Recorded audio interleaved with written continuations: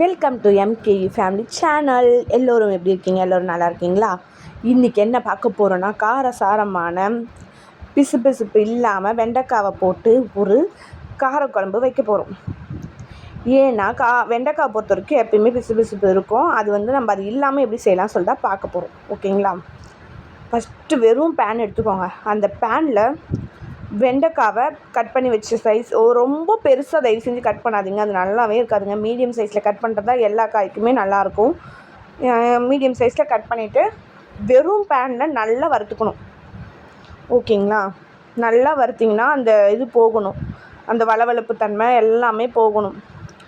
போனதுக்கப்புறமா கொஞ்சம் லைட்டாக எண்ணெய் ஊற்றி வதக்குங்க.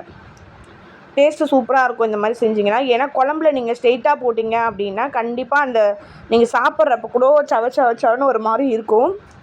இந்த மாதிரி நல்லா வறுத்துட்டு தேவையானது கொஞ்சமாக எண்ணெய் ஊற்றி லாஸ்ட்டாக வறுத்துட்டிங்க அப்படின்னா அந்த வளவளப்பாக இருக்கவே இருக்காதுங்க உங்களுக்கு. நான் சொல்கிறேன், ஏன்னா நான் இப்படி செஞ்சுட்ருக்கேன். எனக்குமே அந்த வளவளப்பாக இருந்தால் பிடிக்காது. இதுலேயுமே சரி பொரியல்லையுமே சரி இருக்கக்கூடாது. அப்படின்னு சொல்லிட்டு நல்லா வறுத்துட்டு தனியாக எடுத்துக்கிட்டு தனியாக ஒரு பேன் போட்டு பேன் வச்சுட்டு அந்த பேனில் எண்ணெய் ஊற்றிக்கிட்டேன். இந்த பேன் எங்களுக்கு ஒருத்தவங்க கிஃப்டாக கொடுத்தாங்க. இந்த பேனில் தான் நாங்கள் செய்ய ஆரம்பித்தேன் இப்போவும். ஏன்னா இந்த பேன் நான் இதுக்கு முன்னாடி யூஸ் பண்ணல, இந்த வீட்டுக்கு தான் யூஸ் பண்ண ஆரம்பித்தேன். மேலே எல்லாம் க்ளீன் பண்ணுறப்போ கிடச்சிது. இப்போ ரெகுலராக யூஸ் பண்ணிகிட்ருக்கோம். இதில் தேவையானதெல்லாம் செஞ்சுப்போம். நல்லாவே இருக்குது. கடுகு கொஞ்சம் போட்டு வெந்தயம் போட்டுக்கணும்.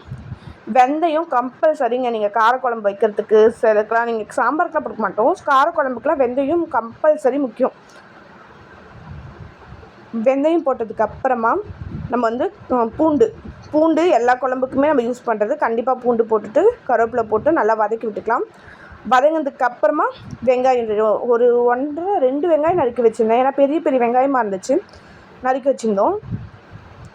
அதையுமே நல்லா உப்பு போட்டுட்டு வதக்கியாச்சு. கண்டிப்பாக டேஸ்ட்டாக இருக்குங்க. இந்த மாதிரி செஞ்சு பாருங்கள், சரிங்களா? வெந்தயமும் முக்கியம். வெந்தயம் சேர்த்திங்கன்னா நல்லா டேஸ்ட் இருக்கும். இந்த மாதிரி ஒரு தடவை செஞ்சு பாருங்கள், வளவளப்பு இல்லாமல். ஏன்னா நிறைய பேருக்கு பிடிக்காது, வளவளன்னு இருந்தால் அது ஒரு மாதிரி இருக்கும். குழந்தைங்க கூட சாப்பிடாதுங்க. இந்த மாதிரி செஞ்சு பாருங்கள். நீங்கள் இன்னும் வேணால் இன்னும் சின்ன பீஸாக கூட கட் பண்ணிக்கலாம் வெண்டைக்காவை. புளி ஒரு சின்ன புளி தான் ஊற வச்சேன். ரொம்ப புளி போட்டால் என் வீட்டுக்கு திட்டுவார்.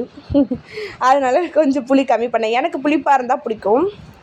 சரி, அவருக்கு புளிப்பு வேணாம், அவரும் சாப்பிட்ணும் அப்படின்னு சொல்லிட்டு புளி கொஞ்சம் கம்மியாக தான் போட்டேன். காரம் கொஞ்சம் எக்ஸ்ட்ரா போட்டுட்டேன். நல்லா வதங்கிடுச்சு பாருங்கள். இந்த ஸ்டேஜில் தான் தக்காளி சேர்க்கணும். வதங்காமல் சேர்த்திங்கன்னா எல்லாமே அப்படியே நீட்டாக இருந்துடும். ஒரு மாதிரி வதங்கலைன்னா நல்லா வதக்கிக்கோங்க, அதுதான் நல்லது. வெங்காயம் வதங்கினதுக்கப்புறமா கொஞ்சம் தக்காளி போட்டு எப்பயுமே மஞ்சத்தூள் ஆட் பண்ணிக்கோங்க. கொஞ்சம் உப்பும் போட்டு எண்ணெய் ஊற்றி வதக்கிக்கலாம். நல்லா வதங்கணும். வதங்கினா தான் உங்களுக்கு டேஸ்ட்டு கொடுக்கும். வதக்கினதுக்கப்புறமா நறுக்கி வச்சு அந்த வதக்கின காய் வெண்டைக்காய் நல்லா வதங்கினதுக்கப்புறமா சேர்த்துக்கோங்க. இல்லைன்னா எல்லாமே அப்படி அப்படியே நின்றுடும், டேஸ்ட் இருக்காது. வதங்கினதுக்கப்புறமா வெண்டைக்காவை சேர்த்துட்டு கூடவே நீங்கள் மிளகாத்தூள் சேர்த்துடலாங்க. அப்போ தாங்க அது ஊறி அந்த டேஸ்ட் இன்னும் நல்லாயிருக்கும். காயோடு எப்பயுமே நீங்கள் மிளகாத்தூள் சேர்த்து பாருங்கள், சூப்பராக இருக்கும். இதோடு சேர்த்து நான் இப்போ மிளகாத்தூள் போட்டுட்டேன் அப்படின்னா குழம்பு கொதிக்கிறப்போ போட மாட்டேன். ஏன்னா எவ்வளோ தேவையோ இதுலேயே கூட போட்டுக்கலாம் நம்ம. ஓகேங்களா? தேவைப்பட்டால் குழம்பு கொதிக்கிறப்ப போட்டுக்கலாம். இல்லை எவ்வளவோ போட்டுட்டு நல்லா பெரட்டி விட்டுட்டோம் அப்படின்னா நல்லாவே ஊறிடும். ஊறினதுக்கப்புறம் வெண்டைக்காய் அந்த பிசுபிசுப்பும் இருக்காது, வளவலன்னு இருக்காது. ஊறி நல்லா டேஸ்ட்டு கொடுக்கும். எண்ணெயும் ஊற்றிருக்கோம்ல, நல்லா ஊறி நல்லா டேஸ்ட்டு கொடுக்கும். நல்லா வதக்கி விட்டுக்கோங்க. வதக்கி விட்டுட்டு உடனே புளி ஊற்றிக்கலாம். ஏன்னா புளி ஊற்றினாலே காய் நல்லா வெந்துடும். நீங்கள் லாஸ்ட் ஸ்டேஜில் நல்லா வெந்துடும். இது பாருங்கள், நல்லா வதக்கிட்டு அதுக்கப்புறமா எவ்வளோ புளி எடுத்து வச்சுருந்தனோ ஊற்றிக்கிட்டேன். ஏன்னா கொஞ்சம் புளி தான் ஆனால் சேர்க்க போகிறோம். புளி நல்லா ஊற்றிக்கிட்டு தேவையான அளவு தண்ணி ஊற்றி நல்லா கொதிக்க வச்சிடணுங்க. நீங்கள் எப்படி இந்த மாதிரி குழம்புலாம் செய்வீங்கன்னு சொல்லிட்டு மறக்காமல் கமெண்ட் பண்ணுங்கள். ஏன்னா நீங்கள் சொன்னீங்கன்னா நீங்கள் செய்கிற மாதிரியும் நான் ஒரு தடவை செஞ்சு பார்ப்பேன்ல, அதுக்காக. ஏன்னா எப்பயுமே நான் எனக்கு தெரிஞ்ச மாதிரி செய்வேன். ஆனால் யாரும் சொல்லி செஞ்சது கிடையாது அதிகமாக. யாராவது நீங்கள் சொல்லுங்கள், நீங்கள் எப்படி செய்வீங்கன்னு சொல்லிவிட்டு அதையுமே ஒரு தடவை ட்ரை பண்ணிவிட்டு எப்படி இருக்குதுன்னு சொல்லிட்டு நான் சொல்கிறேன். புளி ஊற்றிட்டு தண்ணி தேவையான அளவு இப்போவே ஊற்றிக்கலாம். ஏன்னா ஆல்ரெடி மசாலாலாம் கொஞ்சம் ஊறிட்டுருக்கும். ஊற்றிட்டு நல்லா கொதிக்க வச்சுக்கோங்க. நல்லா கொதிக்கணும். ஏன்னா மசாலா ஸ்மெல் போகணும். புளியும் ஊற்றிருக்கோம், அது எல்லாமே இது பண்ணணும்னா நல்லா கொதித்து வந்துடணும்.